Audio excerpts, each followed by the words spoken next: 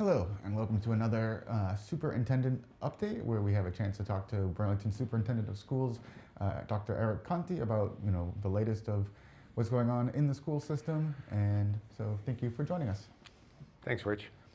So I guess we'll just start, with the broad picture. We've been back, pretty much, have made it almost, we've made it into December. How's the opening of schools going? How are the cases going? Where are we at right now? Well, I think we are celebrating that we still have in-person learning. I think had you asked me in August or September, I probably wouldn't have predicted that we would be in the place that we're in. We didn't know at the time whether having students return to school would contribute to increases in community positivity levels, and there seems to be a divergence between the amount of community positivity and the amount of school positivity, and that's really why you've seen the state really separate those measurements now. So when we first started this again in the summer and in August, our planning was really focused on what is the community positivity, and now they really want us to look at the community positivity and if there's any school spread and what the schools are looking like, and they really want schools to stay open is what the encouragement is now. So I think that I'm happy we're open, and I just think there's been a lot of changes in the science and a lot of changes in the recommendations that have allowed us to stay open as well. A tremendous amount of hard work by teachers and principals as well. And I can't now, parents are working incredibly hard too. Many are doing full-time jobs and helping teach their children. So I think cannot say that we haven't been able to stay open without a great amount of effort on a lot of people's parts. Yeah, and the students seem to be going along with all the measures. And students have been great. They've been very compliant. I think they're practicing safety, all the safety precautions that we have in place. And I think none of this is perfect, and I think there's been some shortcomings we're trying to address in terms of scheduling, but I think that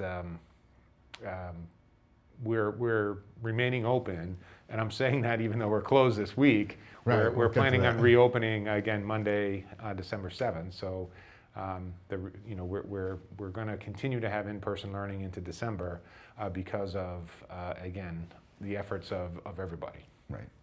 Now, you had mentioned, the difference between school spread and community spread, and I know Patrick Larkin was at but via Zoom, a Board of Health meeting a few weeks ago, where he said that, so far the cases that you've seen in the school system have all been sort of from the community coming in and not spreading within the schools. Well, that's what it looks like, and without sort of widespread testing, I don't think we can sort of conclusively say that.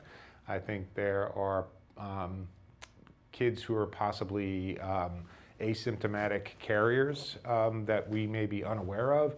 Again, there's no real widespread testing of students happening across the state. I think some districts are doing some pool testing or some group testing, but it doesn't seem like we're having a student-to-student spread within the school district, within our classrooms. And you did mention we are right now the week after Thanksgiving, and all the students are remote this week. What were some of the factors that went into making the decision to sort of go remote the week after the holiday? Again, there are several. It's the holiday itself. People would be gathering. And I know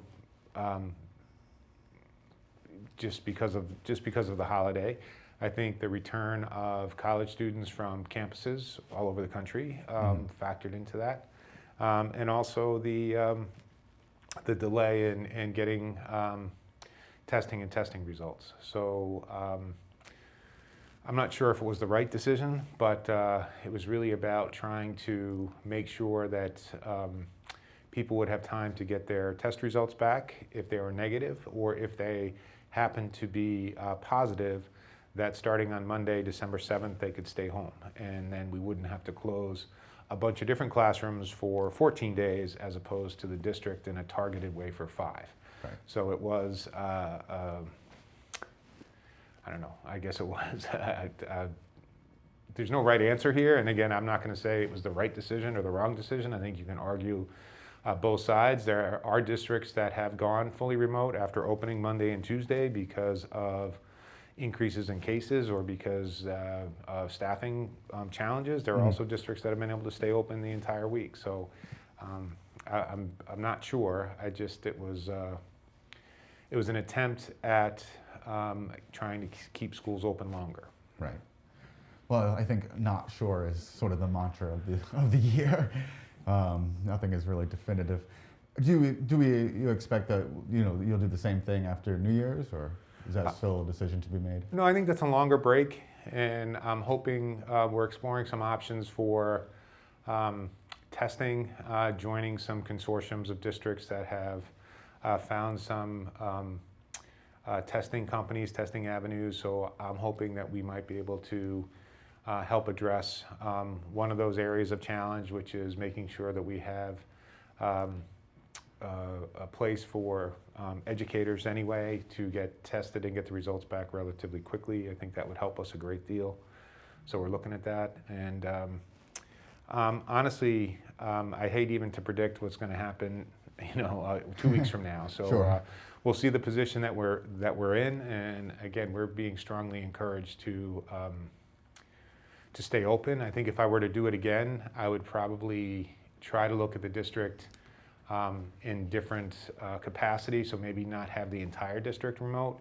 I think keeping our preschool, our K-2 students, early elementary students in school makes a lot of sense. I think they have the hardest time adjusting to remote. So I also think they're in terms of the virus, sort of the safest population. So it would be maybe something that we have to do in a more targeted way in the future. And speaking of winter break, do you have guidelines for families that travel, like things that, if they go to Florida, for example, or any other hotspot, things that you want them to do when they get back? Again, they're not my guidelines. I think the state guidelines are still out there, so they would need to, if they are traveling, I think travel is being discouraged, but if they are traveling, I think they need to get a test. I'm not sure there are any safe states at this point or states who've been designated as low risk. I think at Thanksgiving, Hawaii was the only one, and I think that'd be a tough holiday to fly out and back for. But Yeah. but I haven't heard of any states that are low risk. So people would just need to get a get a test. But what I'm hearing on the radio and the news, which is what everyone else is tuned into, is they're asking people to moderate their travel or to be safe when they do travel. And we did mention we're in December now. It's getting colder. How are the sort of the tests of the different schools, ventilation systems, and as we're going to have more heat, I think there's obviously the windows are closing. We're having less fresh air through the windows, but we have other systems that bring in fresh air. So the schools are all designed a little bit differently. Memorial, the middle school, the high school have more modern systems, or systems, at least parts of the middle. The newer parts where again, air can be brought in through the ventilation system. So that's this building. I think in Francis Wyman, Fox Hill, Pine Glen, where they have the classroom units that are called univents. I think fresh air is coming in from the univents, but we're also supplementing those classrooms with HEPA filters at this time. And the HEPA filters have been, we've received them, they've been distributed, they're operating in classrooms now. So we're hoping then the air exchange rates continue to be supplemented and maximized, and I think that helps. So it's supposed to help with the spread of minimize the spread of the virus again in our classrooms. Excellent. And last question, we can finally get away from COVID for a couple minutes. How's the process for identifying or hiring the director of diversity, equity, and inclusion going? I think it's going well. So the job description was finalized. I think Patrick Larkin put out a timeline that we're sticking to. So the job's been posted and advertised. We're sort of advertising in our more traditional places, but we're also seeking to try to advertise it in some different places, and the response has been great. So we've gotten, I think, a lot of response early, and so I'd say it's going very well. We haven't started to look at anything yet, and I think Patrick's going to be finalizing the search committee and putting that all together before the end of the calendar year, and then we'll start bringing candidates out in the new year, so early in the new year. So again, I'd say it's moving along as scheduled, and I've been pleased with the response. So it's been good. Excellent. Yeah, it's going to be interesting to interview that person when they come on board. I'm looking forward to that. Well, we have just completed the final superintendent update of 2020.